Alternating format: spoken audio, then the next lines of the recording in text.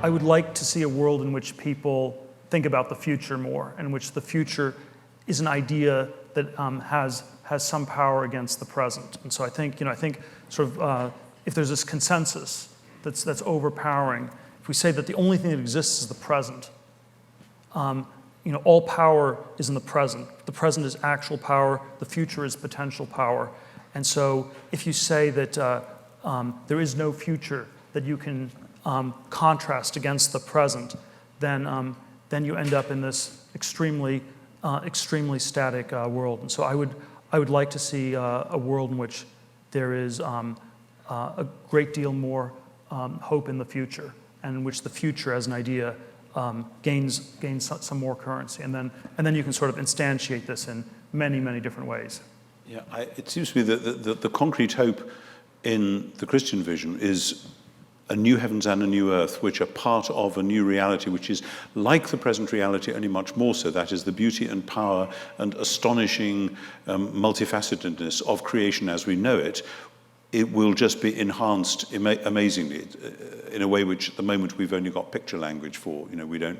There's no good language other than pictures to point to it. And people get stuck on the pictures about streets paved with gold and so on. These are pictures. They're ways of saying it's like what we have at the moment, only much more so. But since that remains an ideal which we can't bring about by our own efforts, if it's going to happen, it's going to be God's work. There are nevertheless, and this back to something I said before, there are nevertheless all sorts of things we can do to anticipate in the present. For instance, in the vision at the end of the Bible, it says God will wipe away all tears from all eyes. Now, one of the most remarkable things that we can all do is actually bring comfort and healing and help to people in the present. I don't think we will ever cure death in the present age. I don't think we will ever prevent all diseases. I don't think we will ever stop accidents, etc., in the present.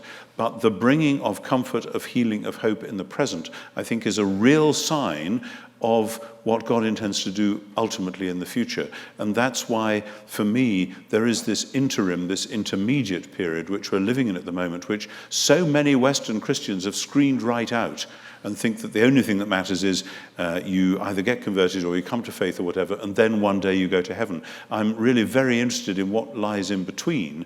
And the classic Christian things to do, which are signs of hope, are particularly helping the poor, the poorest of the poor, particularly medicine, particularly education. Those are things the church has always done from the very beginning, and they're the classic things. What's happened now is that the state, certainly in my country, takes them over and says the church doesn't belong here anymore. Actually, Christians have done a better job often, not always, than many on this. So I would see the concrete signs of hope as the instantiation of communities which, out of a cheerful life of worship of the true God, are actually making that sort of a difference in their communities. And this isn't the utopia, but it is a signpost saying one day there will be a future like this because of Jesus and who he was, and we can be part of it here and now.